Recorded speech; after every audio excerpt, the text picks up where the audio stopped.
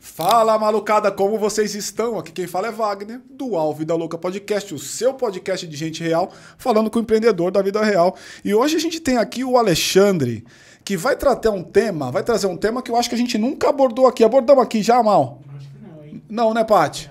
Que nós vamos falar um pouco sobre os benefícios da gestão horizontal. Que bicho é isso?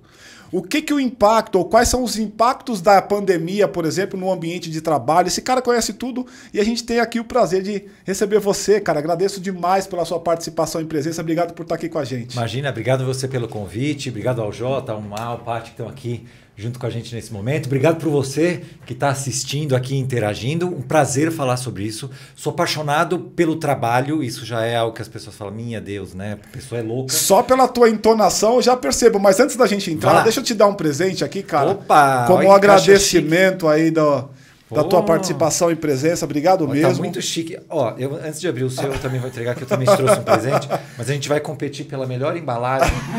A minha embalagem ela é muito única. Ela vai concorrer à embalagem mais questionável que você recebeu na sua vida. Muito obrigado, cara. Fiz correndo antes de sair. Gente. Não, é que tem um detalhe, cara. A sua, você fez, então tem muito mais crédito que a minha. Foi a Paty que fez. Eu ia falar agora na competição de quem faz de novo. Exatamente. Exatamente. Ó, que linda. Muito obrigado. Muito bom. Show. Vai aparecer nos meus vídeos também, hein? Olha só que legal.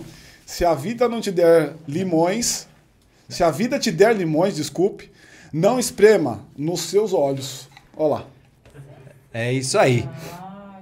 Ou seja, transforme isso aqui, cara, em alguma coisa. Vou até deixar aqui do meu lado, ó. Deixa aí. Transforme isso aqui em alguma coisa que vá fazer benefício para você, meu amigo. Muito obrigado, nada, cara. imagina. Muito obrigado mesmo. Imagina. E eu escolhi trazer essa plaquinha, eu tenho algumas com outras mensagens, mas trouxe essa, porque como a gente fala muito aqui, né? Vocês falam sobre empreendedorismo, sobre como a gente se conecta com esse trabalho, bem de dentro para fora mesmo, vamos pôr a mão na massa.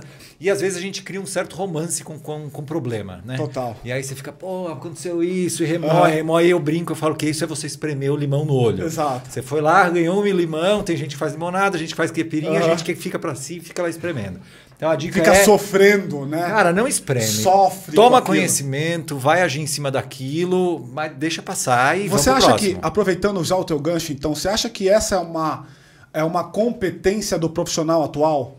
O cara que sabe pegar esse limão e não transformar necessariamente em uma limonada e também não esfregar nos próprios olhos? Esse cara é o cara atual? Esse é o cara moderno? Esse é o cara 2022? Eu acho que é. E aí a gente vai poder falar um pouquinho também sobre o que a gente entende sobre o empreendedorismo dentro das empresas, por exemplo, né, do intraempreendedorismo.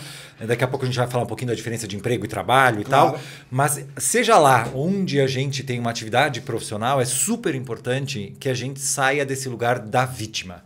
E esse lugar da vítima é o lugar de quem espreme o limão. Então, às vezes as pessoas confundem isso com protagonismo, né? Então, quer ver como eu sou protagonista? Essa luz podia ser melhor, esse microfone podia ser menor, essa coxinha não tá quente. E aí o cara começa a ficar louco, ele só aponta os problemas. Só problema. Então isso vira, na verdade, uma rebeldia infantil ao invés de um inconformismo positivo. E esse inconformismo positivo é legal. Tá aqui o limão e aí nós vamos fazer o que sobre isso? É esse olhar para frente. Isso é competência essencial para o futuro. E você acha que tem a ver com geração? Porque eu te ouvindo, me parece que eu enxergo parte do que você está falando mais em uma geração do que em outra geração. A questão geracional tem a ver um pouco com essa sua problemática? Tem. Ela tem, mas eu vou tomar muito cuidado para falar isso para a gente não ser cancelado com as pessoas de qualquer geração, nem para mais, nem para menos. Pois é, velho. Pelo seguinte... Pergunta capciosa, né, meu? Existe sim uma questão de geração, mas na verdade é por um problema não, né? Uma questão de acesso. As gerações anteriores, então vamos pegar possivelmente até a geração X, né, antes da virada, foram gerações que não tinham voz. Então a regra era cala a boca e rema, manda quem pode, obedece quem tem juízo. Então Perfeito. você via a rachadura e você confundia um pouco respeito com omissão. Total. Então é assim, eu não vou falar nada porque eu respeito a estrutura. Hierarquia, submissão com omissão. Exatamente. Então acabava sendo uma pessoa omissa e em nome do respeito, um certo conforto também, porque Claro. você se esconde atrás da estrutura. Que é o que eu chamo hoje de muleta corporativa. Exato, exato. Aquela mínima desculpa viável. Já tem uma desculpa suficiente para que eu não faça. Você fala, não, né? Não. E hoje, quando a gente fala das gerações mais novas, a gente estimulou essas gerações desde pequenos para encontrar o que podia ser melhor. Então elas são muito hábeis em enxergar o que não está funcionando, mas elas se viraram muito pouco sozinhas. Então é uma geração que hoje olha e fala assim, isso aqui está ruim. Você fala, porra, legal pra caralho. E você vai fazer o que sobre isso? Então ela acha que ela vai reclamar e que isso vai resolver sozinho. Então agora o que a gente começa a fazer é, te escuto, entendi que tem um problema, tem mesmo, e eu fiz de conta que não tinha por muito tempo, vem comigo consertar. Total. E é essa negociação que vem o conflito de gerações. Total. Porque aí a gente tem entendimentos diferentes sobre o que é contribuir. Tem gente que acha que contribuir é só apontar. Tem gente que acha que contribuir é ir lá e fazer. Agora, Alexandre, me permita, eu vou te chamar de Ale. Pode chamar de Ale, total. Eu tenho muita dificuldade com nomes, então eu encurto para não errar. Faz para muito não bem. errar. Então, Ale, me permita validar com você um pensamento que eu tenho, né? Só te dando um pouco de background, eu sou consultor de empresas. Tá. Então, a minha vida eu passo prestando consultoria para grandes empresas. E eu percebo dentro das empresas, cara, que o jeito de um ou do outro que você colocou aqui, o cara que só aponta, o cara que apontava e era submisso ou omisso, ou que usava isso como muleta, tal, ou o cara que só aponta, mas também não faz nada, as duas coisas você encontra na empresa. Você acha que isso tem a ver um pouco com cultura corporativa? Me parece que a cultura corporativa ou ela te direciona para um lugar ou para o outro, ou ela fica em cima do muro e convivendo com as duas coisas. Como é que você vê? Ela tem, sem dúvida, né? Assim, a cultura corporativa ela vai sempre te sugerir como é que a gente vai se relacionar dentro daquele organismo. Vai haver organização que ela, de alguma forma, impõe o respeito e ela vai abafar qualquer tipo de ideia, de inovação, dessa construção. Então, neste lugar, realmente a gente não cria, a gente vai ficar meio nessa obediência, né? Nessa disciplina por pressão e obediência. Né? É isso. Hierarquia, é o respeito hierárquico. Perfeito. Exatamente. Outras organizações, outras culturas organizacionais, elas vão sugerir que a gente quer ouvir de verdade, que a gente tem espaço e que a gente constrói. Mas, como diz um filósofo espanhol, me fugiu o primeiro nome dele, o segundo é Gasset Ortega. Não tem problema. E ele dizia o seguinte, eu sou eu e minha circunstância. Então nunca é só a circunstância e nunca sou só eu. Total. É os dois. Então eu tive a oportunidade de trabalhar em algum momento aí da carreira na maior empresa horizontal do mundo. Então você imagina que eu tinha saído de uma empresa sueca, rígida, hierárquica, tradicional, que a gente brincava no corredor e dizia assim, a regra perde a venda, mas não perde o processo. Total. Segue aquilo ali, ó.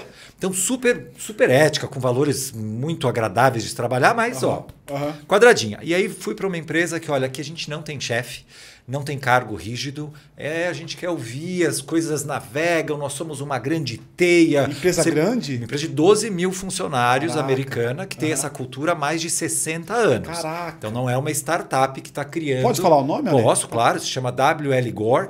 É muito estudada por cultura organizacional. Tem um produto famoso dela que se chama Gore-Tex ou Gore-Tex, um tecido à prova d'água e tal. E quando eu caí nessa empresa, foi como eu tivesse caído na ilha de Lost. Eu falei, estou esperando passar o urso polar aqui na praia, porque eu não estou entendendo nada do que está acontecendo aqui. Quando eu fui para essa empresa, no processo de seleção, uma pessoa me falou, espere um choque cultural de 18 meses. Caraca. Eu falei, não, mas você está recrutando ontem, gente. Como 18 meses? 2 meses, 3, vai. 18 meses. Completamente outra maneira de agir, outra compreensão sobre como a gente trabalha. E essa empresa acabou virando o gatilho para eu estudar futuro do trabalho, para fazer um mestrado em psicologia do trabalho, para entender de verdade o que as pessoas buscam. Porque mesmo nessa empresa, tinha gente Tem, né? Então, aí onde linka com a tua pergunta, que você fala, tem a ver com a cultura? Tem, mas não é só. Tá. Né? Porque a gente não consegue fazer mágica quando o indivíduo não responde. Por isso, sou eu e minha circunstância. Agora você acha que... Eu até te conhecer, eu estou tentando validar contigo como especialista temático, tá? Pessoal, a gente já volta para vocês aqui. Eu estou aqui batendo um papo com ele, né? Eu até te conhecer, eu tenho uma máxima. A cultura corporativa ela é absoluta. Existe um negócio que eu chamo de ditadura dos médios. Eu e o Dedê. O Dedê é o nosso sócio aqui. Põe a foto do Dedê aqui, Paty. O que é a ditadura dos médios? A cultura corporativa ela tem um jeitão de lidar. Então você imagina que eu tenho uma faixa, uma banda. Aqui é o cara mais top, aqui é o cara pior. E tem um meio que é o cara que está ali no médio mesmo. Então esse cara mais top e esse cara pior estão dentro ainda dessa faixa, desse range, dessa banda. E quando chega um cara que ele é outlier, que ele está muito acima, ele tenta entrar nessa cultura. E duas coisas podem acontecer. Ou ele é absolutamente absorvido por ela, eu vejo isso muito acontecendo em cargos executivos, porque o trade-off da troca é muito pesado, tem muito dinheiro envolvido, então o cara se prostitui para continuar no trabalho dele. E o outro caso é o cara que eu por muitas vezes fui esse cara, meu. Eu olhava e falava assim, puta que eu pariu, eu não consigo trabalhar nessa empresa. Ah, me dá conta. Você tá indo para onde? Eu não sei ainda, só tô indo. Porque a própria cultura, ela te expurga. Porque ou você se prostitui e entra e vive aquela coisa mediana, e aí o sentido mediano aqui não é pejorativo, é literal, né? Sim, sim. Ou você vive ou simplesmente você vai sair. Você concorda com essa afirmação? Como é que você vê essa questão o quanto absoluta é a cultura corporativa? Eu acho que ela é uma grande influência, eu não acho que ela é tão absoluta. Não? E aí, de novo, vai depender o quanto essa cultura é uma imposição e o quanto essa cultura é uma construção. Porque o que pode acontecer, gostei desse teu exercício que fez, eu vou errar todos os dedinhos que você fez, mas sei lá, tá aqui os medianos, né? Aqui os baixos performers e os altos performers.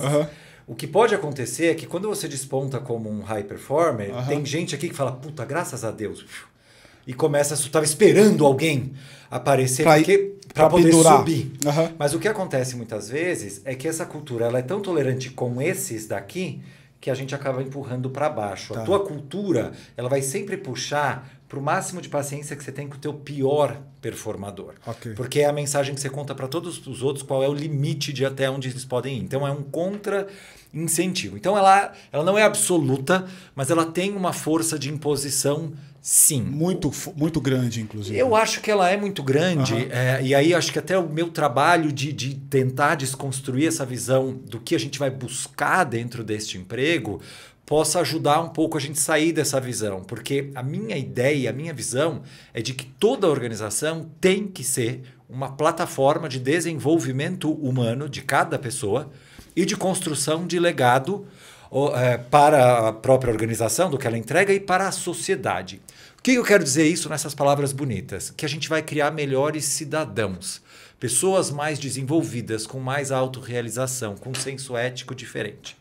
Só que, se eu continuo recrutando a pessoa do mesmo jeito, se eu continuo pensando que eu quero um empregado que vai ser submisso naquela cultura você continua valorando pelos mesmos prismas. Exato, eu acabo repetindo aquilo. Então eu posso, às vezes, trazer uma pessoa com este discurso lindo de que aqui é uma plataforma para você ser o seu melhor, mas obedeça aquele chefe, trabalhe neste horário, é esse formato, e aí a pessoa não consegue... Isso acontece muito, né, Ali? Isso acontece muito. Por isso... Nego falando muita coisa que não faz só para poder estar na hype, para poder estar bonito na foto. Muito. Né? Por isso que quando a gente fala de gestão horizontal, e aí tem um montão de nome que a gente pode falar, vai ter gestão orgânica, vai ter holacracia, sociocracia, beta codex, tem um monte de nome bonito de modelos de gestão para desconstruir o modelo vertical tradicional. Perfeito. O problema é que até mesmo estes modelos também tentam se vender como a última bolacha do pacote ou o último biscoito do pacote. Você pega modelo ágil, por exemplo, vem com essa pegada, né? Fala, que é esse que dá certo. Vamos construir aqui. Então, quando a gente vai falar sobre o modelo de gestão, ele é muito único para a tua empresa. A gente pode fazer uma troca de como funciona para você, como funciona para mim. Eu não vou conseguir replicar. Eu vou conseguir pegar ideias para criar aqui dentro. Mas eu vou conseguir enxergar alguns parâmetros do que eu preciso mexer. E por que o empreendedor tem que se preocupar com isso, Ale? Cara, tem que se preocupar demais, porque muitas vezes o empreendedor acha que só essa sua paixão, esse seu fazer, a sua ação, vai colocar todo mundo no mesmo barco. E não vai. Não vai. Porque a cabeça de cada um é diferente, Pessoas os interesses são diferentes. Né? Lembra daquela pirâmide de Maslow? Lembro. Né? Que a gente aprende em algum lugar da nossa vida, a maioria das vezes na faculdade. Sim, administração, aqui vai um super... uma notícia chocante para você que está nos vendo, não existe a pirâmide de Maslow, tá? Não existe. Quando o teu professor desenhar na lousa, você fala assim, apaga, não existe. Maslow nunca criou a porra da pirâmide de Maslow, não existe. Nenhum livro de Abraham Maslow tem a pirâmide de Maslow. Uma porra de um consultor americano leu a teoria do cara sobre a hierarquia de necessidades e falou assim, isso aqui me cheira uma pirâmide, hein? Ó, vamos colocar aqui, ó. Primeiro a gente dá comida, segurança, roupa. Depois a gente dá segurança, depois a gente fala de amor, pertencimento, depois de estima e depois lá em cima a autorrealização, aquela coisa depois que você começa a emanar luz, autorrealização. Na hora que você vai ler as características da necessidade de autorrealização do ser humano ausência de preconceito, resolução de problemas, criatividade, expressão. Então você só quer isso depois do momento da carreira? Você acha que isso desde sempre? Sempre, absolutamente sempre. Essa é uma visão muito legal que você está trazendo. Não existe a pirâmide, porque senão seria tão burro quanto você achar que um mendigo não precisa de amor. Porque ele não teve atendidas fisiológicas, porque você vai dar estima. Ele não tem o básico, não tem amor, não tem Só que dentro da organização a gente replicou essa porra. Então lá o que você faz? Chão de fábrica, gente, uniforme e salário mínimo. Folgas. Segurança no trabalho, um capacete, faz aquele negócio lá da... E se precisar sair para ir no banheiro, me avisa. Vamos controlar aqui. Saídas. Aí, quando você é analista sênior, as pessoas começam a saber teu nome. Porque até lá, até esse momento, você não sabe. Um número. Aí, gerente, você já vai ter uma avaliação de performance. Diretor já tem coaching. Né? Aí já começa a olhar desenvolvimento. Então parece que um ser humano só vai ser autorrealizado depois de algum tempo e do cargo. Deixa eu só pegar aqui o gancho contigo. Tô adorando esse papo. Isso é tão verdade que me parece que quando o cara, e aqui é uma provocação para te ouvir, quando o cara não quer seguir a carreira tradicional que o projete para um C-level, me parece que ele é até um pouco ridicularizado. Você passa a olhar para ele com uma pegada diminuta. Porque o cara, porra, se ele não quer, ele não tem condição e simplesmente é um bosta. É isso, ele é taxado, ou ela é taxada como uma pessoa sem ambição. Sem ambição. Como se a ambição fosse o status. Exato. Né? Então, a tua pergunta que era por que o empreendedor tem que entender sobre gestão, é porque se eu não entendo sobre gestão, eu não consigo prover essas necessidades, o atendimento dessas necessidades para as pessoas, e eu repito aquilo que a gente aprendeu na pirâmide que sequer existe. Então, quando eu entendo sobre gestão, eu entendo sobre pessoas. Né? E claro, a gente vai falar também, estou falando de gestão de pessoas, a gestão de números, de vendas, isso é super essencial e sei que a gente aborda bastante aqui, mas de pessoas eu não posso abrir mão, porque as pessoas são incentivadas por necessidades diferentes e momentos diferentes da vida. Normalmente, a gente começa a trabalhar e vai seguir 5 interesses em comum. Geralzão, tá? A gente começa a trabalhar porque quer aprender um ofício. Então, você vai ser um estagiário, um jovem aprendiz, alguma coisa assim. Quero aprender como é que eu entro. Comecei a performar bem aquilo, eu já começo a tomar decisões de carreira com base em grana. Eu quero ser promovido nessa empresa ou eu vou para outra. Eu começo a tomar decisões para subir ganhando dinheiro. Depois de um determinado nível, eu quero status. Qual é o cargo que eu vou ter aqui? Né? Eu quero mostrar um crachá, talvez eu queira liderar pessoas. Eventualmente eu consigo liderar pessoas, eu descubro que é um inferno, porque as pessoas não obedecem, eu já não durmo, eu já não como, eu já não faço nada, eu quero qualidade de vida. Verdade. E aí eu vou tentar mudar a minha carreira para qualidade de vida e depois, em algum momento, que para as gerações anteriores foi perto dos 40, por aí, eu começo a falar, por que eu faço tudo isso mesmo?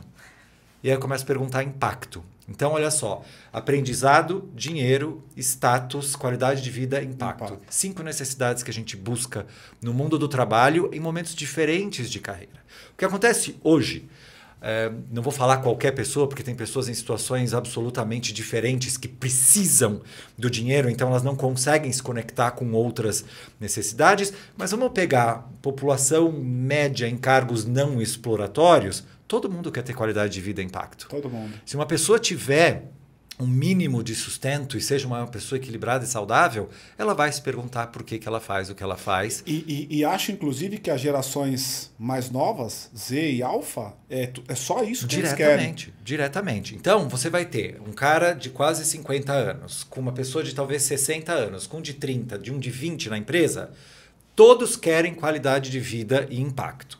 Mas... para chegar até aqui e falar sobre qualidade de vida e impacto, já comi muita lama. Aí chega numa sexta-feira, falo, galera, a gente vai implementar o projeto na segunda-feira, precisa virar aqui no sábado, precisamos fazer isso, tal, não sei o que lá. Aí o garoto ou a garota de 18 olha e fala assim, a minha mochila tá no carro, eu vou pra praia, eu vou viajar. Aí começa a pular o olho do cara e fala assim, esse jovem filho da puta não é comprometido! Eu quebrei tudo. E ele falou, são lugares diferentes, são histórias diferentes. E talvez o que a gente tenha que aprender é que muitas vezes a gente vira ao final de semana ou à noite, seja lá, porque a gente acha que tem que implementar aquilo na segunda e talvez possa ser na quarta. Então existe uma provocação do jovem. E tem uma questão do ego. Falar, talvez não precise. Exato.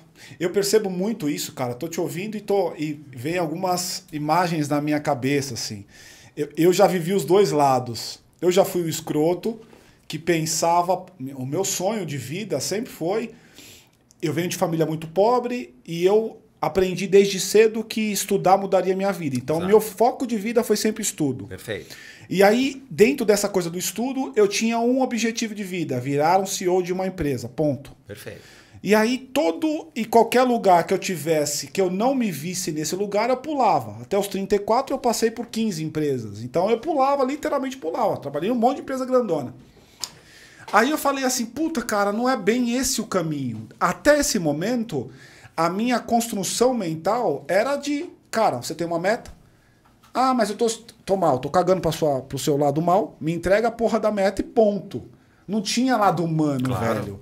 Porque a gente aprendeu que era assim que se fazia. Sim. Teve grandes empresas que se fizeram, como aquela de bebidas, que a gente sabe o nome, que se fizeram sendo um trator esmagando pessoas. A gente sabe que é verdade isso. Só que, cara, eu tenho percebido cada vez mais, especialmente porque eu tenho atendido muita empresa da nova economia e para mim tem sido um refrigério absurdo, velho, no meu auge dos meus 40 anos, que, cara, não é isso. Os caras podem viver isto e aquilo. Sim. Né? É isso então, mesmo. Como é que você vê essa coisa mais de geracional mesmo? Porque eu acho que no fundo o que nós estamos tratando aqui, velho, é uma guerra geracional. Então, eu não sei se ela é geracional, eu diria que ela é um salto de consciência. Porque geração, às vezes, a gente fixa na idade, né? Eu acho que é de consciência humana. Concordo. Hoje, você vai ter talvez eu tenha mais numa geração. Exato, vai ter múltiplas idades com essa consciência. Total. O que você descreveu da tua carreira é exatamente a minha. Então, família humilde que explica que para você, a minha família tinha uma frase que era para você dar certo na vida, você deve estudar, entrar numa grande empresa e ser gerente. Ela vinha com cargo. Sim, cargo né? O sucesso era exatamente lá. Então, ok, exatamente como você estuda, entra numa grande empresa e toma todas as decisões. Eu mudei 17 vezes de emprego também, cheguei a ser CEO, tudo isso, ótimo. E aí, na hora que você chega lá, você fala, então, acho que não era isso. Não era né? isso, né, cara? Porque esse era um sucesso vendido de fora para dentro e que nos serviu como movimentação social, serviu como construção de identidade, mas também serviu para nos colocar aqui como agentes de mudança dessa consciência, que muita gente tinha sofrimento lá dentro. Então, no cafezinho, você deve ter visto um monte de gente reclamando ou chorando, ou você emputecido mudando de emprego, e que agora a gente fala, cara, antes de chegar a isso, a gente pode criar um novo caminho. Né? Então, a gente pode ajudar a desenhar uma outra gestão que não precisa escolher entre propósito e resultado. Não precisa. Porque muitas vezes a gente começa também com um papo paz e amor, do propósito, que eu chamo de propositite, né? Até parafraseando a própria Lala, com quem você vai conversar também, em que ela também usa isso, mas em outro contexto. Propositite como essa doença humana de que eu vou ter que achar propósito em tudo que eu faço. Cara, não tem propósito em tudo que você faz. Tem coisa que você faz simplesmente porque ela é uma obrigação, ela é um estágio para chegar.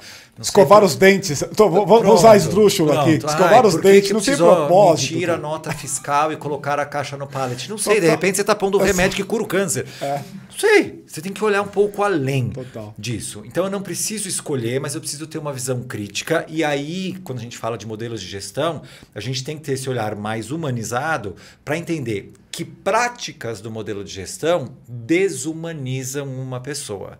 E na hora que a gente olha dentro das organizações, a busca por resultado excessivo, que sempre foi, desde 1911, o foco principal, começa a desenhar estruturas de espaço muito apertado para que as pessoas fossem iguais. Então, quando a gente começou a trabalhar, você ia ter que esconder suas tatuagens aí. Total. Né? O cabelo, faz a barba, a orientação gravata, sexual. terno, aquela coisa toda. Todo mundo é meio igual. E hoje a gente fala sobre diversidade. E a gente fala sobre diversidade não é para agenda, né, social, do que é o certo, do politicamente correto. Não tem um tema político por trás. Não. Né? É porque é a vida real, é o que traz mais resultado e é o que permite trazer inovação e velocidade para dentro de uma organização. Não adianta eu levar para dentro de uma organização uma pessoa que tem uma orientação sexual diferente, uma pessoa com raça diferente, uma pessoa de religião diferente. Todo mundo pensa igual a mim.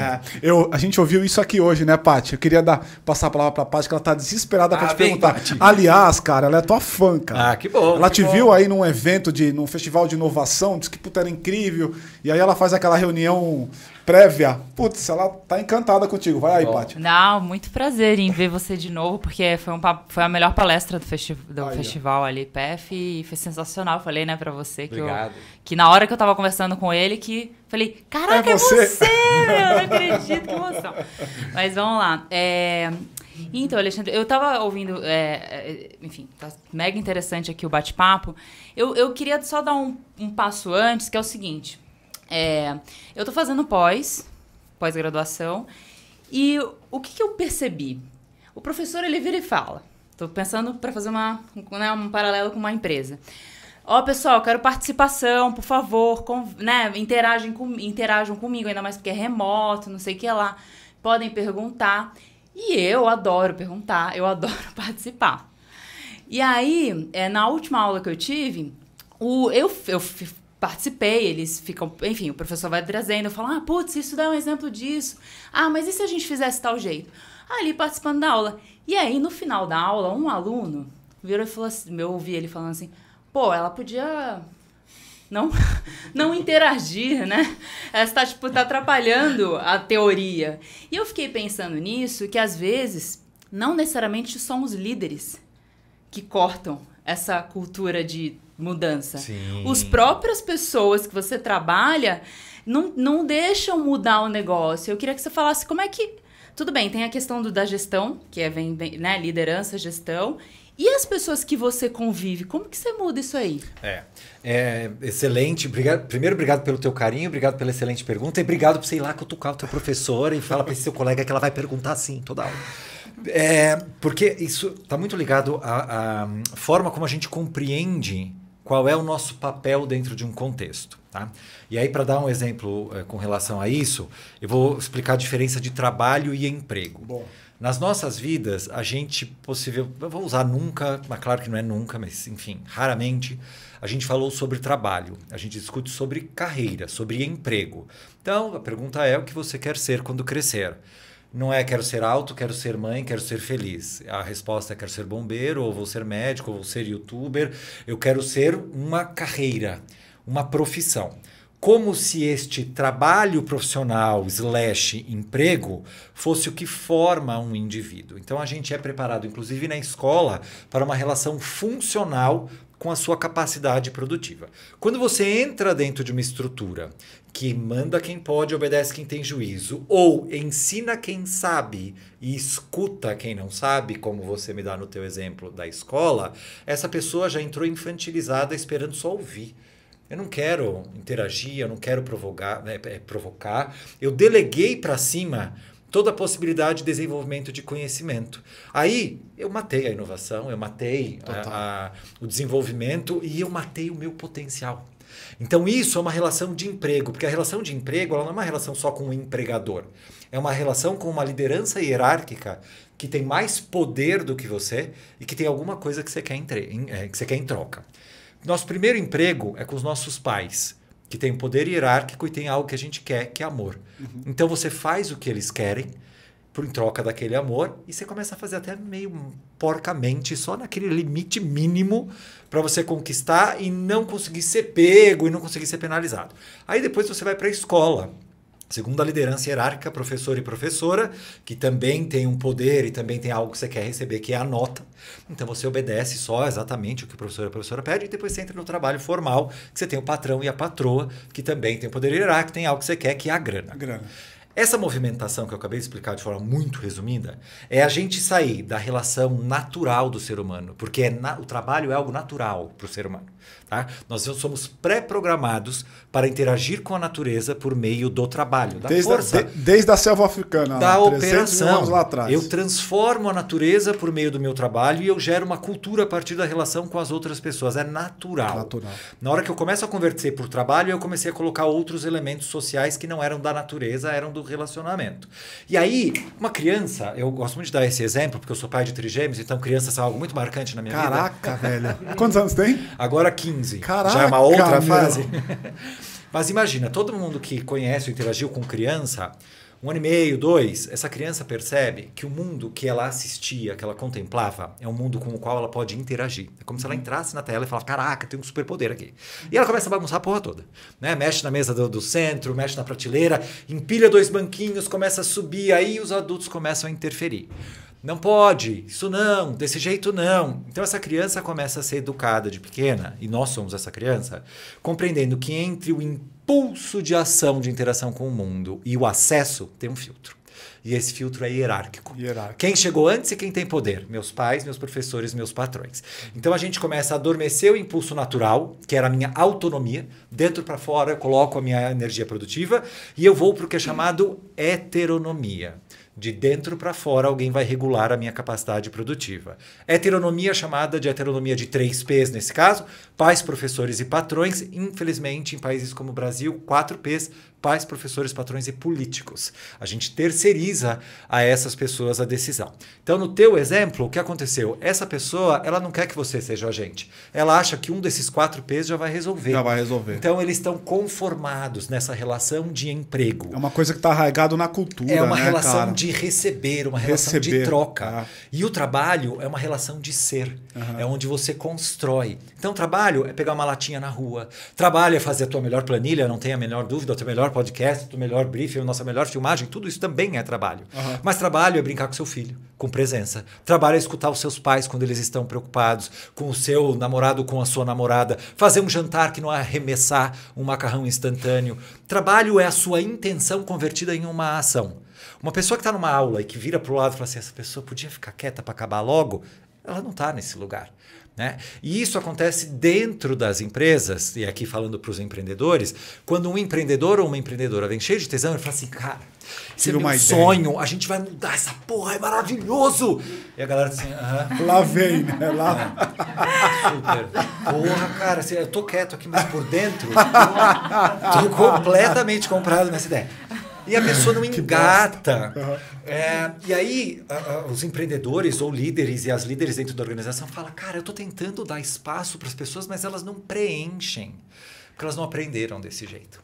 Então, existe essa etapa de a gente ajudar as pessoas a compreenderem essa... Deixa eu ver se eu entendi, então. A gente dá uma pausa para você beber uma água aí. Cara, eu gostei muito da tua empolgação. Isso é do caralho, cara. Eu sou muito do caralho. Porra. Porque é o que eu falo sempre aqui. A paixão apaixona. Então, quando a gente fala com um apaixonado, essa paixão do apaixonado transborda e a gente é tomado por ela também. O papo fica mais gostoso, cara. A gente fica 3 horas aqui fácil. Eu te ouvindo, me remete a pensar, então, que o cara que tá neste lugar que você tá narrando, que é o cara que tá acostumado a receber as coisas de mão pronta, ele está pouco preocupado em fazer mais porque alguém vai lhe fornecer um produto acabado, é um público.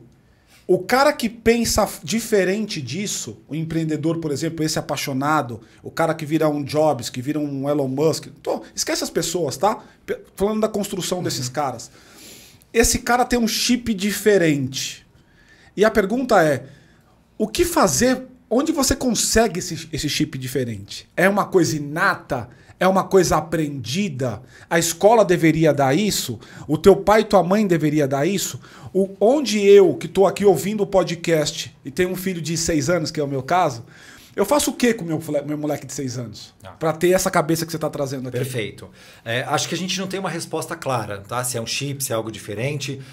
Volto pro sou eu e minha circunstância. Um pouquinho dos dois. O que eu acho é que a gente não tinha consciência de qual era o resultado desta forma de educar, dessa forma de se relacionar. E hoje a gente consegue olhar e aprender. Mas dá trabalho mudar. Porque, por exemplo, você vai chegar um dia na tua casa, teu filho está rabiscando a parede. Haverá quem diga assim, deixa ele viver, deixa ele pintar isso aqui é por expressão. Aí você fala, não, velho, sabe quanto custou essa tinta? Eu tenho que trabalhar, não consigo nem brincar com ele porque eu preciso pintar a parede. Então, os dois estão certos. Onde é que eu acho o equilíbrio? Não pinta mais nada, moleque, pinta só dentro do desenho redondo, que é o que a escola tradicional faz, ou é vida louca, pode fazer tudo. Tem um momento intermediário. Então assim, pô, tô vendo que você quer expressar alguma coisa aqui. Mas sabe, a parede não é o melhor lugar, não é para isso que a gente fez. Vamos limpar junto essa parede, porque não é para isso. Você gostaria de pintar em cartolina? Você quer papel? Vou te ajudar a achar algumas coisas aqui, porque eu estou muito curioso com o que você ia me contar nessa parede aqui, mas talvez estava faltando lugar. Então é desviar esse foco produtivo para algo ainda produtivo, não é abafar e parar. Perfeito. Trazendo para o ambiente corporativo, então, o empreendedor ele pode, então, promover esse tipo de cultura. Isso. E aí eu fiz a pergunta para a gente voltar para aquilo que eu coloquei lá no começo, que ainda para mim a gente está rodando em cima do mesmo tema, que é cultura corporativa. Ainda que eu seja um empreendedor, que tenho 2 ou 3 pessoas, existe uma cultura ali.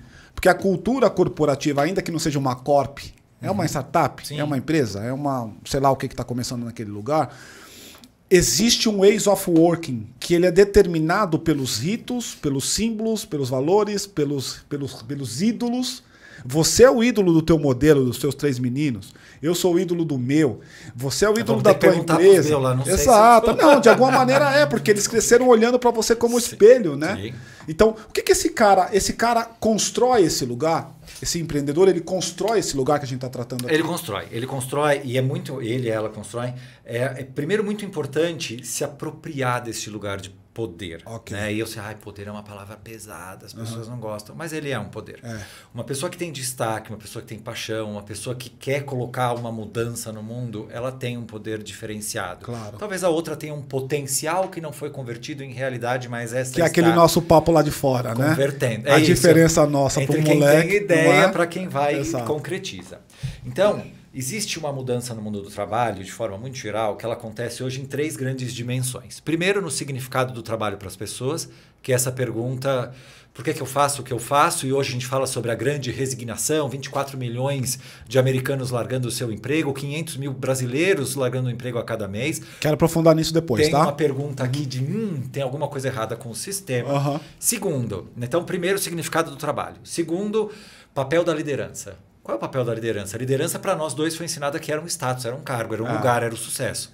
Liderança não é mais o lugar. Era a mesa com a cadeira mais alta e mais bonita, sala, né? Então, liderança era hoje... ganhar a Mercedes, por exemplo, para poder ser o executivo com o motorista, por exemplo. E para poder estacionar mais perto do estacionamento. Muito mais próximo da entrada. Né? Então, o papel da liderança deixa de ser o cargo e se torna influência. Né? Não se torna uma característica de uma pessoa, mas se torna característica de uma relação. A qualidade da liderança não mora em mim, ela mora na relação. Nossa, você é pai de trigêmeos. Eu vi você brincando com seu filho, você é um ótimo pai. Não sei, pergunta para os outros 2. Porque a relação ela é com cada um. Eu não lidero no atacado, eu lidero no varejo. Tem que ser com cada um. Então, o papel da liderança muda completamente e hoje as organizações estão lotadas de líderes que chegaram lá por causa do status.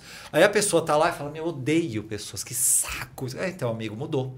Mudou, agora você tem que conseguir olhar para os 2. E o terceiro é a organização. Então, mudança do mundo do trabalho, significado do trabalho, papel da liderança e a estrutura das organizações.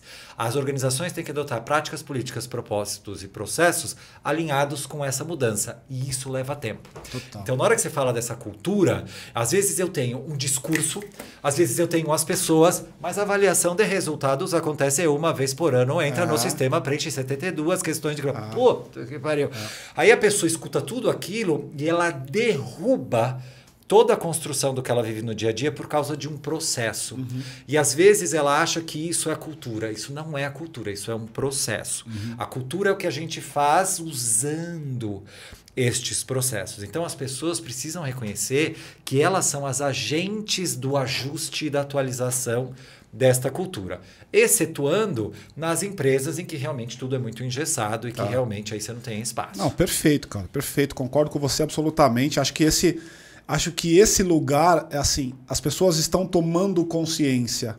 Esse lugar de qual você narra muito bem, me parece que é um lugar que eu tenho aprendido e você navega ótimo porque você se aprofundou no estudo. Eu percebo que as empresas também estão percebendo, mas elas não percebem numa linha consciente. Elas percebem pela dor. E aí eu queria entrar com você nesse tópico. O que é essa debandada americana do emprego tradicional, de ir para Wall Street, e que a gente está vivendo aqui, por exemplo, aqui no Brasil também. As pessoas não querem mais sair de casa para trabalhar. Você quer ver uma coisa legal? Ontem eu estava conversando com um executivo e ele me falou assim, Wagner, a gente está com um problema de uma empresa. Aí eu falei, qual que é o problema? Ele falou assim, cara, antes ele tem uma empresa de eventos, tá? Antes, o executivo que eu atendia na minha empresa de evento, eu fazia um evento, o cara pensava assim, ó, eu vou para a empresa até meio-dia e eu mato à tarde para ir pro evento. O cara tinha um puta tesão em ir para o evento, porque para ele o evento, além do conteúdo, para aqueles que... era a chance de matar o trabalho. Agora, esse cara tá em casa. E para ele sair da casa dele para ir para um lugar, puta, tem que valer uma pena danada. Porque senão ele não vai sair no conforto da casa, o filho, a organização que a gente aprendeu a fazer com pandemia. Como é que você vê? Eu acho que tem um fator que é esse incômodo individual com relação ao esforço, o papel do esforço na nossa vida. Com a evolução da humanidade, com a melhoria das condições gerais da sociedade, e, de novo, não ignorando as mazelas e os excessos, estou olhando sempre esse meio, as pessoas se tornaram um pouco folgadas. E, de novo, gente, estou falando isso com muito cuidado, depois não vai fazer um corte e falar, ele falou que todo mundo é folgado. Não. Em geral, a gente tem mais oportunidade de escolha. Então, muitas coisas que antigamente a gente aceitava por falta de opção, hoje a gente começa a demonstrar que, amigo, menos, não vou estar tão disponível assim. Isso é muito positivo e muito interessante do ponto de vista de acabar com alguns excessos de exploração que aconteciam e que continuam acontecendo. Então, grande parte desses 4 milhões mensais de pessoas que se demitem são dos trabalhos de serviços, de varejo, de vendas com excesso de horas, de entrega, de esse pseudo-empreendedorismo que, na verdade, coloca toda a responsabilidade em cima de uma pessoa que não tem nem preparo, né, para conseguir fazer. Então, as pessoas começam a falar assim, opa, estou um pouco mais alerta. E entendi que eu não sou obrigado. E, de fato, a gente não é obrigado. Por outro lado, tem um pedaço das pessoas que não aprenderam a lidar com superação. Porque nem todo esforço é sofrimento. Né? Existe um pedaço do esforço que ele nos leva à superação. Então, se a gente fizer uma pausa e olhar para as nossas vidas e tentar buscar as nossas maiores conquistas, é muito possível que grande parte delas estejam atreladas a uma história de superação. Sem dúvida. De esforço, de dor até em um determinado momento, mas que te levou a um lugar de uma potência diferente. As pessoas não estão mais dispostas a pagar esse preço. E isso é um risco. Tá. Então, tem um pedaço aqui que é muito positivo dessa história de, galera, não vou aguentar abuso. Mas tem outro que é um pouquinho de resiliência, sabe? E isso tem a ver... E isso não tem nada a ver com Covid, pelo que eu estou entendendo, né? Eu acho que Covid é gatilho. Exato, é gatilho, né? A gente usou isso, entendeu a duras penas, aprendeu a duras penas por causa do Covid... Mas era uma necessidade que estava instalada que em alguma hora ela ia sair para fora.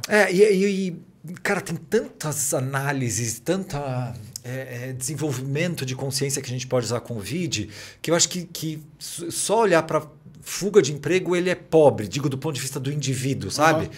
O Covid me mostrou que eu não sou obrigado a isso. Que mais? Eu acho ótimo isso, mas que mais? O Covid te mostrou que às vezes você trabalhava 12 horas na sua casa porque você não tinha paciência de conversar com a sua mulher e você se escondia atrás do laptop? Total. O Covid te mostrou que existe um home office e um mulher office, porque você ficou no quarto fechado e a sua mulher ficou cozinhando, cuidando do filho, da mãe dela, da comida. O Covid te mostrou que existem outros problemas na sociedade ou o Covid só mostrou que você estava insatisfeito com o teu trabalho? Então eu acho que olhar toda essa provocação que a gente teve, e acho que para o mundo do trabalho, o Covid foi uma porrada, uma chacoalhada, uma cambalhota. Existe uma nova história a partir de 2022 e o que a gente vai desenhar agora, chame de trabalho híbrido, chame do que quiser. Acho essencial que a gente olhe com muita crítica, mas com muita maturidade, sabe? Como indivíduos buscando realmente uma nova, melhor versão de si. E estamos, cara? Acho que estamos. Esse nós oculto, assim, eu não sei quem somos. Exato, né? Não sei quem somos. Mas tem bastante gente que tá. Ah, é? Eu não acho que. É pra valer? Você acha que é pra valer? Eu acho que é. Acho que tem gente, né? Teve gente que falou assim, no começo, né, as frases motivacionais da pandemia, sairemos melhor do que entramos, tá? Eu falei, não sei se sairemos todos. Mas muita gente saiu. Muita gente saiu. Eu realmente vi pessoas dentro do mundo organizacional despertando para empatia de outras pessoas que não via. Vi pessoas fazendo videochamadas na casa de pessoas que não tinham reboco na parede e que falaram, caralho, a pessoa que trabalha comigo não tem reboco na parede. Falei, filhão, foda, saindo da bolha, né? Saiu da bolha, então, e aí entendendo, puxa, talvez eu pudesse mudar o salário, ou talvez eu possa ter outra estrutura. Pessoas descobrindo que alguém acordava 4 horas antes para chegar de transporte e lá e falar, nossa, mas ele podia só vir 2 vezes ou nenhuma, ou eu reduzo o horário. Então, tudo isso nos traz uma possibilidade de melhorar o mundo do trabalho muito grande. Agora, você acha que o mercado, esse mercado que a gente está tratando agora, esse novo, que eu vou usar o termo novo de maneira infantil aqui, você acha que esse novo mercado ele tem espaço para o pensamento antigo? Esse cara que ainda quer que o funcionário venha trabalhar no escritório para ele poder ter certeza do que o cara está fazendo, do que o cara está entregando, ainda tem espaço para esse cara? Eu acho que não com essa visão dura, né? De, poxa, eu quero que ele venha para que eu possa controlá-lo. Eu acho que realmente não tem. Porque olhando para essa nova gestão, essa nova relação do futuro do trabalho, ela é muito baseada em confiança. Tá. Acontece um movimento em que eu saio desse concentração de poder da liderança e pessoas infantilizadas, né, que era o que acontecia até hoje. Tem uma oportunidade, tem um desafio, ao invés de eu agir, eu falo, chefe, o que eu faço, né, que é o que aconteceu até hoje, e aí eu começo a abrir mão do poder e as pessoas começam a amadurecer. Isso pode acontecer, por exemplo, quando a pessoa tenta delegar para cima e você fala, não sei, sobe aqui comigo para ver, movimento lento e gradativo. Então, quando isso acontece, essa pessoa amadureceu. Essa aqui talvez não tenha tanto lugar. Agora, muito importante enxergar com empatia também para essa pessoa. Porque muitas vezes a gente tem um chefe, uma líder que não sabe lidar, porque ela foi forjada desta maneira. Exato. Então, o vínculo de identidade daquela pessoa é esse. Eu, como lido com muitas organizações em modelos de flexibilização de negócios, eu escuto esta frase, mas se não é para eu decidir, para que eu sirvo? Porque eu esperei chegar até um determinado status em que eu ia poder decidir. E agora, se eu não decido, eu não sei mais para que eu sirvo. Você não tem uma caneta, serve para quê, minha mão? Assim, o exemplo mais crítico que eu vi foi um CEO de empresa sair de uma reunião para reclamar na copa da marca do pão de queijo que foi servido. É bizarro, eu já vi isso. Aí você fala, cara, ele distribuiu tanto o poder que ele não tinha onde extravasar a decisão que ele vai decidir, né? Vai fazer umas microgerências para aparecer. Então, é difícil para todo mundo durante esse processo, mas ele é saudável, tá? Então, esse equilíbrio. Então, eu diria que não tem lugar mais para essa mentalidade no futuro, mas a gente tem uma curva de aprendizado. E aqui, só para eu não esquecer que me fugiu e ia falar em outro momento, é importante que neste movimento de abrir mão da concentração de poder decisório e tal, eu não posso fazer de uma vez. Então, eu já trabalhei com empresa, por exemplo, que a frase foi a seguinte, eu vi uma palestra, e eu adorei essa ideia de gestão horizontal. Então eu cheguei na minha empresa de 200 pessoas, e eu tirei todos os cargos. Fiz uma reunião, falei, gente, eu acredito na gestão horizontalizada, vocês são maduros, eu sou maduro, não tem mais gestor. A empresa fez... Bum!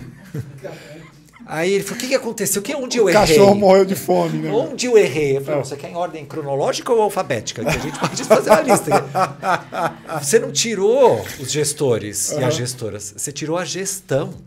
Porque eu preciso compartilhar a gestão. Então, uma gestão horizontal, na verdade, é uma gestão compartilhada. Isso, dá o conceito. Eu preciso, então, gestão horizontalizada de forma geral, ou gestão horizontal, é uma gestão com menos níveis hierárquicos. Tá? A gente vai falar em inglês da flat organization. Ao invés de eu ter um monte de cargo, eu tenho menos cargos, uma organização mais achatada. Consegue dar algum exemplo, só para as pessoas estudarem e ir atrás de alguma empresa que está nessa condição?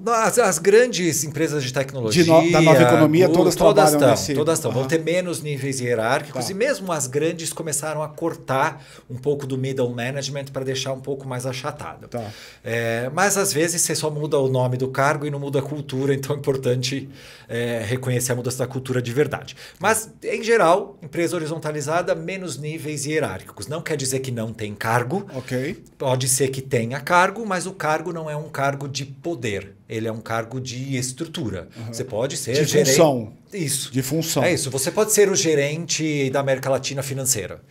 Mas isso quer dizer que você manda e decide exatamente qual vai ser o software de caixa do Brasil? Talvez não. Tá bom. Talvez o... Oh, meu Deus... Veja, se formado em contabilidade, o tesoureiro do Brasil seja a melhor pessoa para decidir. E nessa cultura ele pode decidir. Tá? Então só muda isso. Não é poder, é estrutura. E aí, nesse novo modelo, que é a gestão horizontalizada, a gente tem novas formas de trabalho, porque quando você me fala de gestão horizontalizada, a primeira figura que me vem com X é aquele organograma que a gente tinha no passado. De pessoas, embaixinho de pessoas. Sim. E era tão bizarro que se a pessoa tivesse mais para a esquerda ou mais para a direita, o poder era maior ou era menor. E quando tinha duas caixinhas em cima e ficava disputando a mesma pessoa. Exatamente. Então, o que você está trazendo para nós aqui, então, é um rearranjo dessa estrutura. Isso, exatamente. E como é que é esse rearranjo? Quando falamos de gestão horizontalizada ou gestão compartilhada, a gente está falando de redesenho organizacional. Pode ter um termo ótimo. Pode ter uma... Organograma? Putz, pode. Trabalhei na WL Gore por 5 anos, não tinha organograma, não tinha cargo, mas se você quiser eu desenho aqui para você. Porque eu sei quem é que mandava, qual era a influência, porque existe um organograma de influência das pessoas, de conhecimento, de confiança. Que isso é do ser humano, vai sempre existir. Exato. Né? Ele não precisa ser imposto. Exato. Então, um líder e uma líder só vai ser líder se tiver seguidores e as pessoas decidem seguir. Valor só é valor se ele é percebido de maneira exógena. Perfeito, exatamente. Então, hoje, na hora que a gente olha e fala, por exemplo, de influencers que são líderes, ninguém deu um crachá pro cara, você é líder. Não, você faz algo com tanta paixão, com tanta excelência, com tanta recorrência, com tanto esforço, que as pessoas decidiram seguir. Para mim, um dos maiores exemplos de liderança de toda a empresa é a tia do café. A tia do café exerce uma puta liderança dentro de uma organização, ela é super respeitada, ela é super querida, ela não tem um cargo longe, aliás, podiam dar um upgrade aí, para elas poderem ganhar mais também, porque elas apaguizam, sei lá como é que a gente conjuga esse verbo, apaziguar um conflito, elas vão acalmar uma pessoa, às vezes elas dão conselho para alta cúpula, tem todo um coaching por trás, que não é reconhecido. Então, na hora que a gente fala de redesenho, reorganização organizacional, a gente muda sim as caixinhas, a gente muda o papel das caixinhas e a gente muda as expectativas. Mas o importante é reconhecer que até hoje, eu quando comecei a estudar modelos de gestão, eu tinha a ilusão de que eu vou estudar bastante e que eu vou achar um modelo de gestão que eu vou falar, gente, achei. É plug and play. Agora você pega, coloca na tua, coloca na tua, coloca na tua. Nos primeiros 6 meses já falei, jumento, não vai acontecer, não é assim.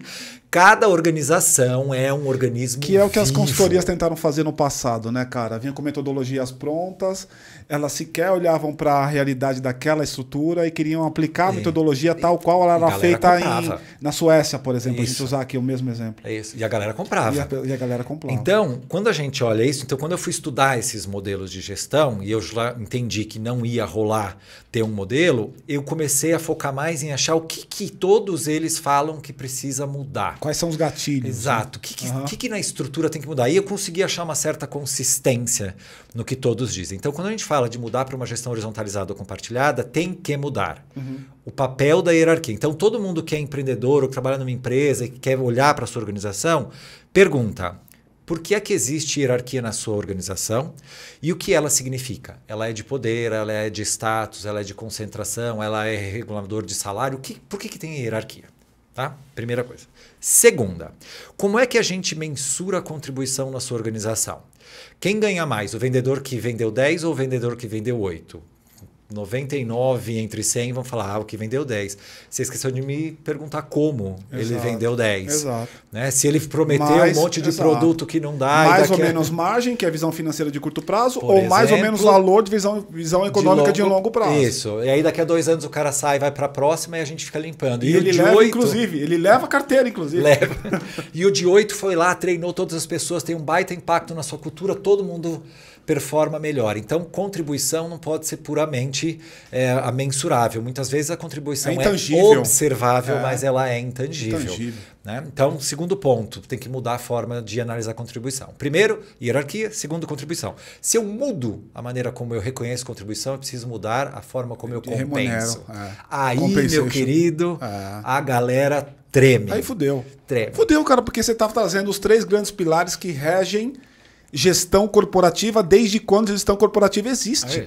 Porque vamos lá, né? E são os símbolos que as pessoas buscam. Exato. Então vamos lá. Hoje a gente tem Hoje as empresas falam bastante de novas formas de fazer modelos de negócio e de operação, desenvolver produto, porque elas entenderam que eu preciso ser cada vez mais uma organização ambidestra.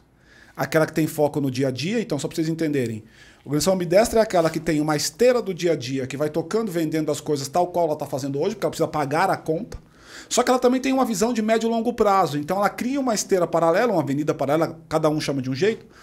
E essa avenida paralela está pensando numa visão de médio e longo prazo, fazendo testes para ver se aquilo dá escala e aquilo se tem uma oportunidade de fazer novos modelos de negócio, modelo de atuação, produto, serviço, conteúdo, etc. e tal. Agora, o modelo hoje, que é o modelo de todas as empresas, em qualquer país, ele vai remunerar o executivo sob a ótica do curto prazo. Porque ele tem que entregar o trimestre, o semestre e o ano. Simples assim. Todo modelo de compensação, que a gente falou aqui, que é a forma que ele é remunerado, o bônus do executivo, está balizado nisso. Tá bom, tem uma outra empresa que vai ter uma variável na equação, que é visão ou projeção de 5 anos, 3 anos, alguma coisa assim. Ontem eu estava com uma empresa americana e eu fiz essa afirmação, ele disse, não, nós temos uma das variáveis da equação. Bom, beleza, cara, tá bom, beleza, tá bom. Agora, de alguma maneira, o que você está trazendo, cara, ele quebra esse modelo que é o modelo estrutural de gestão.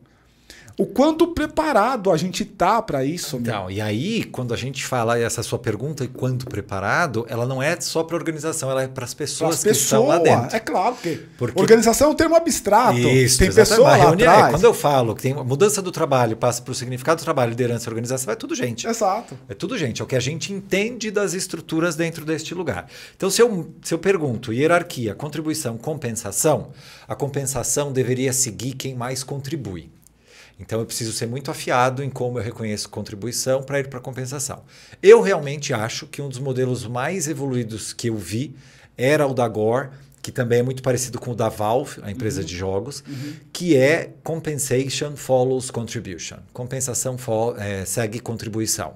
Ou seja, eu vou ajustar o salário ou a remuneração anual daquela pessoa de acordo com o impacto que ela teve no resultado durante o ano. Quem me diz qual foi o resultado que ela deu durante o ano? As outras pessoas. As outras pessoas. Aí é super complexo, porque a gente distribui o poder que antes era do chefe ou da chefe. Tem uma pegadinha aí, né, cara? De dizer, tem, mas eu já sei para onde você vai, mas ela se corrige, mas pode ir. Você vai primeiro explicar como grupo social, vamos supor que nós 5 aqui fôssemos uma empresa. Primeiro a gente vai decidir aquele item 2. O que é contribuição para a gente? Certamente é vendas, audiência, qualidade, número de comentários. A gente vai ter indicadores mensuráveis. Que mais? Quem ajudou a construir, talvez a organização, e para onde a gente pode ir o potencial. Então ele tem um pedaço da história, ele tem um pedaço do presente e ele tem um pedaço de potência. Só que todos nós vamos entender como a gente se avalia. Obviamente, essa malha ética entre nós tem que ser muito forte. Porque eu não posso falar assim, Wagner, não gosto dele, filho da puta, vou dar nota 1. Exato. A partir de 8 pessoas, acaba acontecendo que alguém te odeia e alguém te ama e elas se anulam. Então, na média, isso funciona. Tá? Pela minha experiência, 8 pessoas em um grupo consegue chegar numa avaliação razoavelmente boa. Aí, eu vou identificar quem mais contribuiu e pode ser que eu conclua que o analista pleno contribuiu mais que o gerente. E aí eu vou pagar mais para o analista pleno naquele ano do que para o gerente. O analista pleno ficou felicíssimo. E aí eu vou ter uma conversa com o gerente falando, temos um problema. Porque se aquela pessoa contribuiu mais, significa que você não fez algum pedaço aqui. Então tem uma ação corretiva para cá e eu consegui reconhecer lá. O que está por trás desse conceito? Eu sou externamente competitivo, ou seja, o analista júnior, chegou ganhando igual ao mercado. Exato. E eu sou internamente justo. Aqui dentro, minha casa, minhas regras. Se você entregar pra caralho, você vai ganhar, negão. E aí é isso. Mas você não estimula uma competição exagerada? Por exemplo, cara, Só se tivesse limite. Hã? Só se tivesse limite.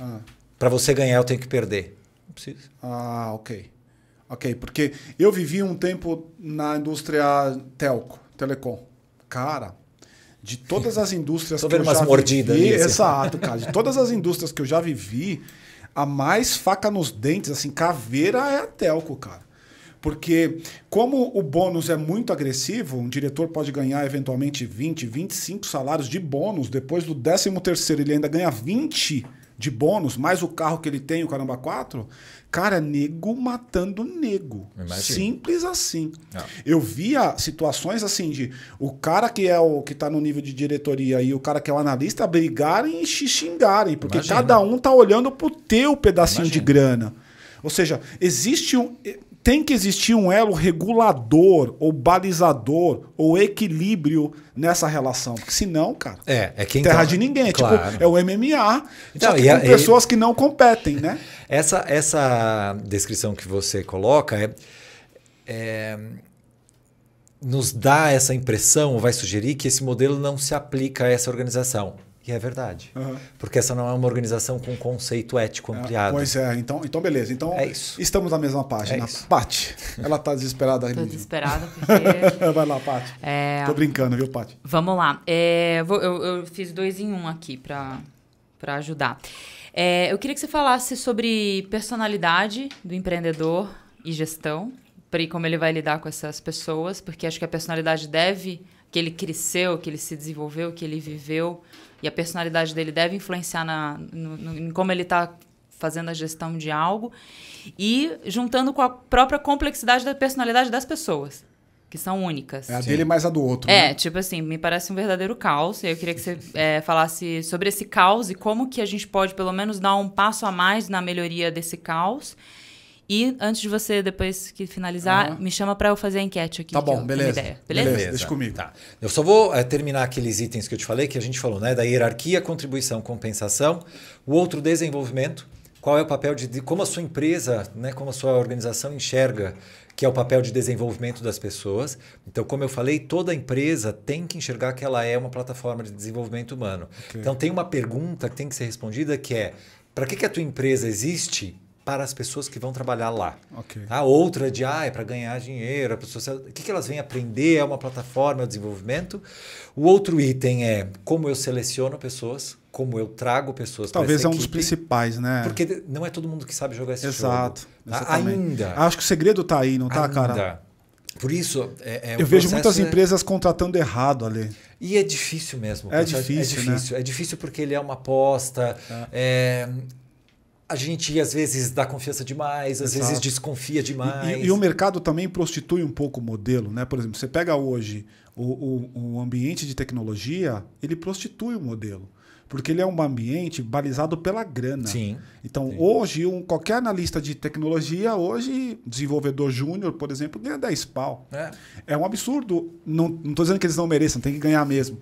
Mas quando eu faço comparativamente, ou antigamente uma criança, para usar aquele teu exemplo inicial, ela queria ser médico. Hoje o médico sai da faculdade ganhando menos que um desenvolvedor pleno.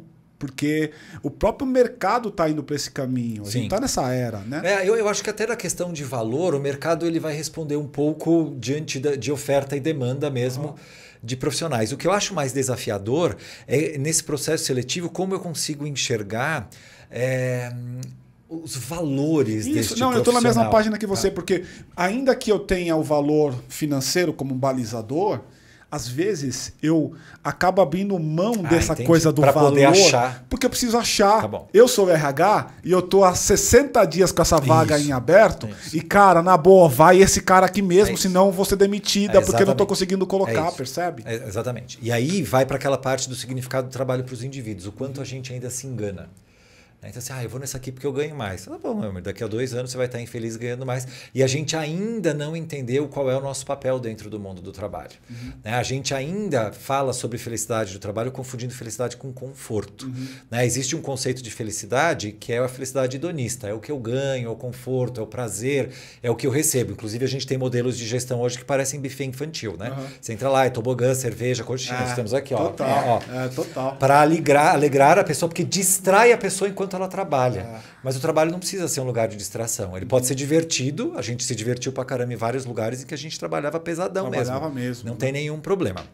Mas, na hora que a gente olha um pouco esse movimento de mudança da estrutura, o RH se vê um pouco pressionado por métricas antigas e lida com pessoas que ainda não entenderam uma nova ética. E eu gosto da palavra ética mesmo, de você ser sincero. A gente ainda entrevista uma pessoa e fala, qual é o seu maior defeito? Eu juro, eu queria saber seu maior defeito, porque eu queria que você identificasse como vai ser o teu pior dia aqui na empresa, para ver se você consegue curtir. E você vai me falar, eu sou muito perfeccionista. Você fala, porra, não sério. Ou seja, então, a gente ainda busca no trabalho um prazer hedonista do que eu vou receber, e a gente não entendeu o conceito eudaimônico da felicidade, que é o que eu aprendo? O que eu sou desafiado? Qual é o meu espaço de potência, de criação, de impacto que eu trago aqui? Então, esta pequeneza ainda de pensar no mundo do trabalho, ela está nas duas pontas. Ela não está só na organização. Ela também está nos indivíduos. Por isso que isso é muito desafiador. E o último item, só para fechar aquilo lá, são exatamente os rituais e as práticas que aquele grupo tem. Ou seja, hierarquia, contribuição, compensação, seleção, desenvolvimento e os rituais que a organização tem. Isso não quer dizer que toda organização deve fazer algo parecido. Então tem empresa, por exemplo, onde é absolutamente proibido falar sobre salário. Tem empresa onde todo mundo sabe o salário de todo mundo. Aí me perguntam, Ale, o que você acha? Melhor uma ou outra? Não sei, depende da empresa. Tem empresas onde as pessoas são tão maduras que nós dois fazemos exatamente a mesma coisa. Eu ganho 4, você ganha 5 e a gente está de boa. Até o dia que eu recebi essa informação. Agora que esse desgraçado ganha 5, por que caramba tu ganha 5, mano? Não é possível, meu. Aí eu não entendo que você tem 8 filhos, que você tem uma vida diferente e que esses 5 representam menos do que os meus 4. Total. Porque é um pensamento muito complexo. Eu me comparo e aí pronto, já trabalho bravo e já ruiu aqui. A gente não tem maturidade para isso. Algumas empresas terão, alguns negócios, alguns lugares terão. Outras empresas têm, de verdade, uma tabela na parede com a idade da pessoa, o cargo da pessoa, o número de filhos da pessoa, a formação da pessoa, línguas das pessoas, tempo de casa, você faz a soma matemática, você descobre o salário. Legal. E funciona para aquela, ou seja, não tem regra. Vai criar o que funciona para você. Para de ficar achando que você vai copiar de outra pessoa. Por isso que essa gestão ela é humanizada e ela é personalizada. Agora, indo para a pergunta da Paty, antes que ela arremesse um negócio na minha cabeça. A câmera, né? Vai tocar a câmera em você. Personalidade. Personalidade, ela vai ter uma conexão muito íntima com as crenças, os valores e a história da pessoa que é o empreendedor ou que é a empreendedora. Mas todo empreendedor e empreendedora precisa ter um certo desapego, e vamos usar corretamente a palavra ego, tirar um pouco quem ele ou ela é dentro dessa jogada. Não é para arrancar sua pele, seu coração e ser usado pela organização, é para entender que quando você cria uma organização, ela tem um serviço maior do que você. E isso ainda é difícil para as pessoas, porque fala assim, eu criei uma empresa para realizar o meu sonho. Me conta mais sobre isso. Vamos aqui na terapia. O que é esse seu sonho? Porque muitas vezes você fala como seu sonho, mas ele é um sonho para fora mesmo. Ele é para as pessoas. Você que se viu lá dentro. E aí a conversa dentro da organização muitas vezes acontece do crachá de um com o ego de outro. Então eu não converso com o meu empreendedor, com o meu líder, com a minha empreendedora de verdade. Eu converso com o crachá dele. As pessoas não contam o que elas querem que a outra saiba. Acredito muito. Ó, o índice de verdade de uma pessoa vai até o poder do crachá da outra. Eu só conto para você o que eu acho que você pode saber sem que o teu crachá me prejudique. E aí isso acaba com o empreendimento. Então, primeira coisa, existe o conceito da vulnerabilidade deste empreendedor e desta empreendedora. Autoconhecimento, tem que investir em autoconhecimento. Saber quais são os seus vícios, quais são as suas explosões, quais são as coisas inegociáveis para você do ponto de vista ético, moral, de interesse, de como você julga um comportamento, porque a gente julga e tudo bem, não adianta falar, não leva para o pessoal. Leva para o pessoal, você é uma pessoa, eu sou uma pessoa. Tudo que eu falar sobre você é pessoal, tudo bem. Traga para o conhecimento ao invés de jogar para baixo dos panos, mas entenda que quando a gente fala de vulnerabilidade, a gente não está falando de fragilidade. Então, eu não estou me tornando uma pessoa menos forte, menos potente só porque eu me mostrei vulnerável. Eu me mostrei mais humano. E a gente erra porque quando começa um empreendedor ou uma empreendedora, normalmente vai para aquele lugar maior, como se eu tivesse respostas, e as pessoas às vezes te colocam nesse lugar. Existe um fenômeno que se chama solidão do poder, um fenômeno estudado pela psicologia. Eu acho que você não precisa de mim porque você se resolve sozinho. Ele sempre deu um jeito. Então, a liderança, os empreendedores e empreendedoras são pessoas extremamente sozinhas. Porque a gente julga que eles não precisam. E a gente pratica a empatia de cima para baixo.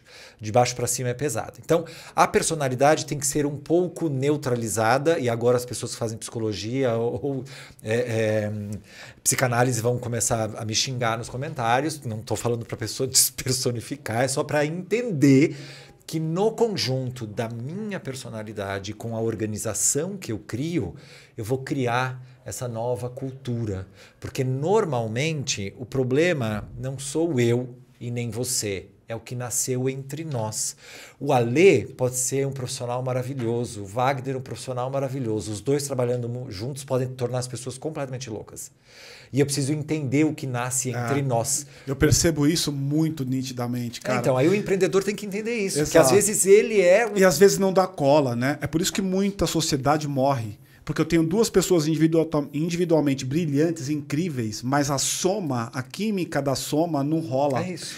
Eu queria só pegar com você mais um gancho aqui, porque eu acho que é importante. O termo que você usou foi humanizar. Qual foi o termo para tirar essa coisa do fortão, para ser mais... Vulnerabilizar. Vulnerabilizar, obrigado. Você não acha que no afã de aplicar esse termo a todo e qualquer custo, a rede social hoje, ela tá com isso de maneira exagerada? Porque o que eu percebo? Eu não sou de seguir muitas pessoas, tá? A minha mulher gosta lá de seguir pessoas, influências, essas coisas, mas eu não curto muito isso. E eu percebo que existe um movimento, ouvindo ela falando algumas coisas, que a pessoa tá indo muito para esse caminho porque ela ouviu alguém dizendo que ser vulnerável é legal e dar cola com o seu interlocutor. Claro. E, portanto, as pessoas que eram absolutamente bem-sucedidas, que é o que a internet, as redes sociais fazem com a gente, agora ela passou a ter depressão todo dia, a chorar todo dia, a ter problema para ir no banheiro, não faz cocô. Sabe esse tipo de coisa, Sim. cara? E aí o negócio ficou, assim, exageradamente vulnerável. Sim. Sim, infelizmente a vulnerabilidade começou a virar uma ferramenta de conexão, né? Uma estratégia, na verdade, de conexão. E é verdade, é falso, na verdade. Tá? Tem muita gente que vai criar essa vulnerabilidade. O teu exemplo de redes sociais ele é muito bom, que... Poxa, eu não vou saber chutar um número aqui, mas grande parte de grandes influenciadores, em algum momento de sua timeline, tem uma selfie chorando. Exato. Aí você fala, sério, você sentou numa luz, num ângulo, pegou o seu celular e olhou para lá para parecer que alguém ia pegar essa lágrima. É incrível. Você não estava nem conectado com a tua dor, você estava conectado com o teu público para enxergar. Não sei. E a outra teoria é do sucesso, porque todo mundo era muito pobre, todo mundo passava fome, todo mundo tinha nome sujo, e agora é um cara que fatura 7 dígitos. Porque as pessoas gostam de comprar a jornada do herói. Se o herói não for cagado, depois ele não ressurge. Total. Então tem que ele tem que ser um herói cagado, né? Senão eu não consigo me conectar. Né? o storytelling nas redes sociais e no nosso relacionamento mesmo, ele é muito forte e ele é importante. Os seres humanos constroem mesmo a conexão. Narrativa, né? Conhecendo a narrativa dos outros. E ela é importante. O que ela não pode é ser ficcional. Total. Né? E ela não pode usar elementos verdadeiros e empáticos, porque ela desmerece essa humanização. Então, muitas vezes em que você vira uma pessoa fragilizada, você vai falar, será que é verdade? Acho que isso aqui é só para ganhar like. Total. Você não consegue mais mensurar. E aí a gente acaba tendo um impacto negativo sobre algo necessário. Total. Que é não vender que todo mundo é super e também não vender que todo mundo tá na merda, porque não tá. A gente tá perdido e é da natureza humana ter ciclos altos e baixos, mas a gente deveria se reforçar como sociedade. Eu gosto de dizer que a gente tá perdido, mas não tá perdido sozinho. Não tá perdido sozinho. Então a gente vai buscando junto, Exato. a gente pode se ajudar. E é do ser humano essa coisa do conjunto, né? Claro. Olha, deixa eu te fazer uma pergunta que talvez seja difícil de responder, mas eu tô adorando, a Paty me levantou a plaquinha que eu tenho que terminar, mas eu queria ouvir isso de você. Em qual momento você me falou que eu e você tivemos mais ou menos a mesma trajetória, né? Sim. Dos leões da selva africana para o cara que agora começou a perceber, eu ainda estou no começo, mas você já está bem aprofundado. Qual foi o teu turning point, assim? Em que momento você falou assim, cara, eu tô fazendo tudo cagado aqui, tem um outro mundo que eu não tava percebendo, pessoal, me desculpa, não é um negócio meio Fiuk de, eu sou um homem, não é essa merda. Você percebeu que tinha um outro caminho, você passou a entender esse caminho e dali pra frente você mudou a tua forma. Vou te contar. Tem dois momentos muito marcantes que eu consigo identificar. Primeiro, quando eu tive uma das minhas maiores oportunidades profissionais de me tornar gerente, que era o que me foi dito como sucesso de carreira e tal, eu trabalhava em uma empresa que tinha uma cultura horrorosa, pesadíssima, que era gerar valor pelo conflito. Então as pessoas se socavam o tempo inteiro. Sim. E a gente entregava mais valor e mais resultados assim, vou provar que está errado, quer ver? Aí entregava um trabalho foda. Então era sempre assim, resultado ótimo, mas era meio para provar que o outro estava errado. Sim. Trabalhávamos muitas horas por dia, o resultado da empresa ia bem, mas a pressão era muito grande. Tinha um time grande, tinha terno bem cortado, o carro do ano, um estresse desgraçado, pressão 18/10, gordo, tudo cagado.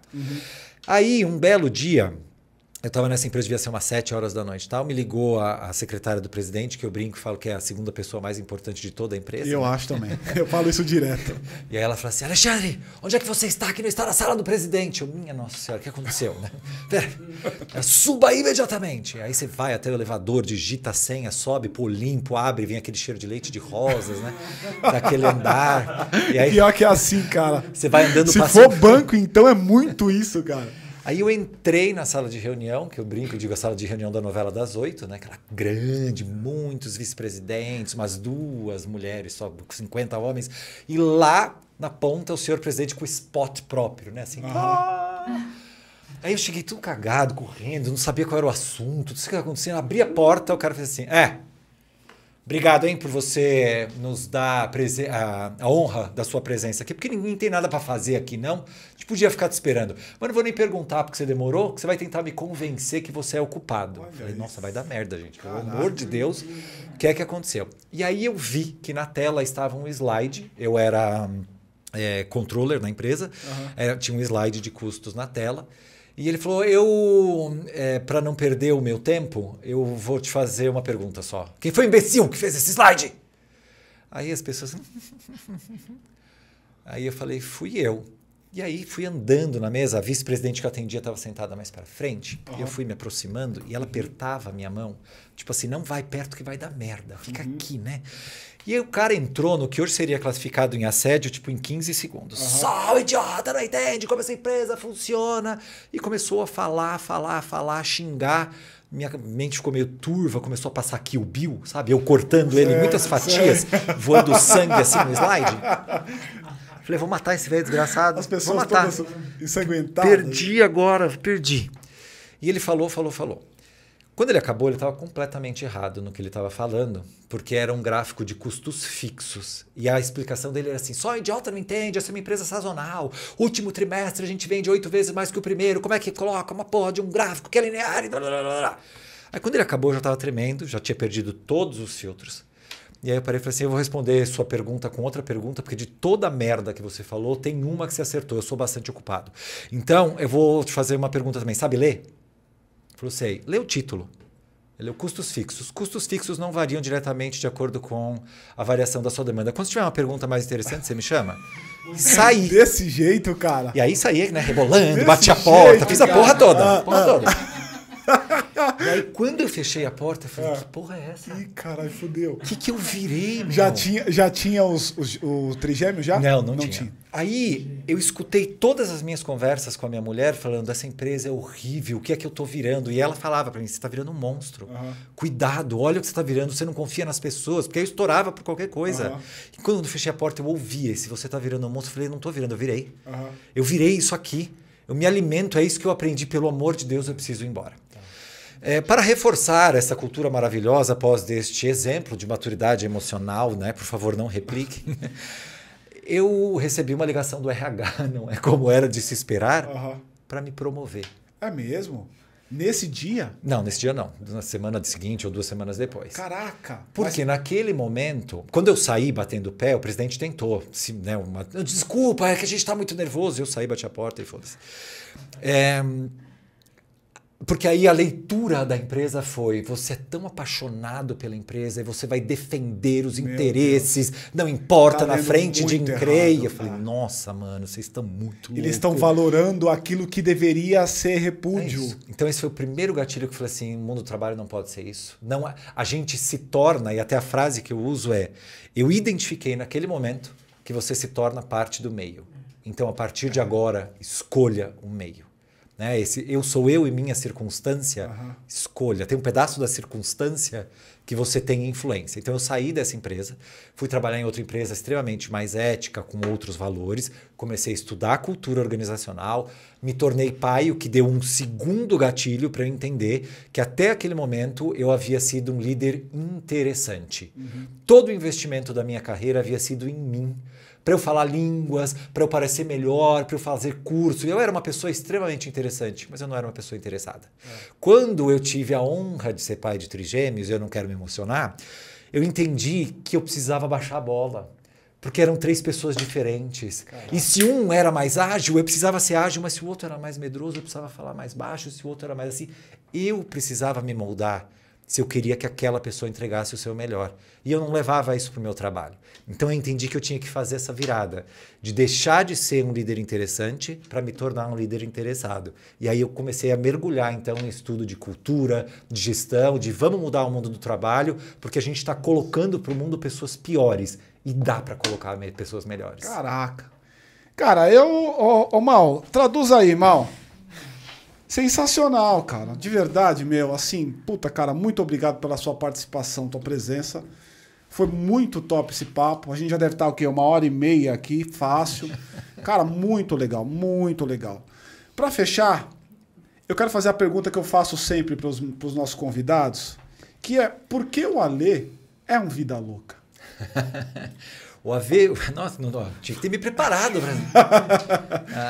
Eu acho que o Alê é vida louca porque o Alê aceita ser autêntico em um mundo que está esperando resposta pré-definida.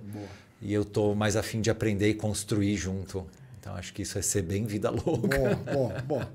Pessoal, esse papo foi um papo bastante rico. Certeza que você está assistindo com a gente. Se você chegou até aqui, você está gostando pra caralho, tipo eu. Então ajuda a gente. Compartilha, divide com as pessoas. Eu quero abrir para a Paty, fazer uma enquete com você. E, por favor, atenda a Paty. Então, a ideia da enquete foi do Jota. Eu achei sensacional. E o Jota é o cara com o cabelo mais bonito de todos os convidados da vida que já passaram por aqui. E é muito profunda, então, por favor, peguem 2 minutinhos, 5, talvez, 10, né, para responder, que é o que você está buscando. Né? O que você busca, porque se a gente deu aqui, o Alê trouxe vários exemplos de que às vezes a gente acha que está buscando algo e chegar lá e não é, talvez seja a hora de você dar uma refletida e contar aqui pra gente, que a gente quer saber, de verdade. É isso aí. Beleza? Muito bom. Meu irmão, excelente. Prazer em te conhecer, viu, prazer, cara? Prazer, meu, super obrigado. Obrigado pelo teu trabalho.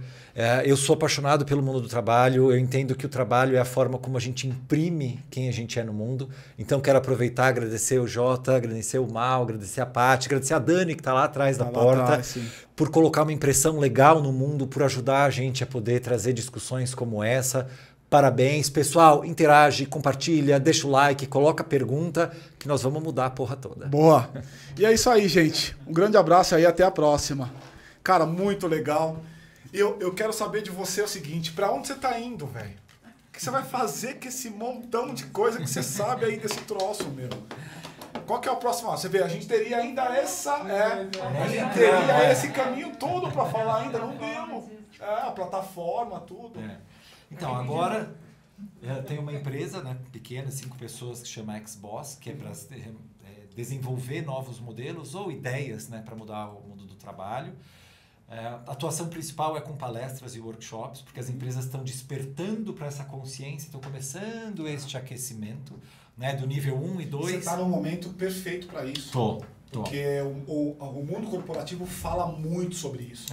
O mundo corporativo, ainda que ele não saiba operar isto, ele já se atinou, já tem consciência que isto é importante. Exatamente. Aí entra o especialista. Exatamente.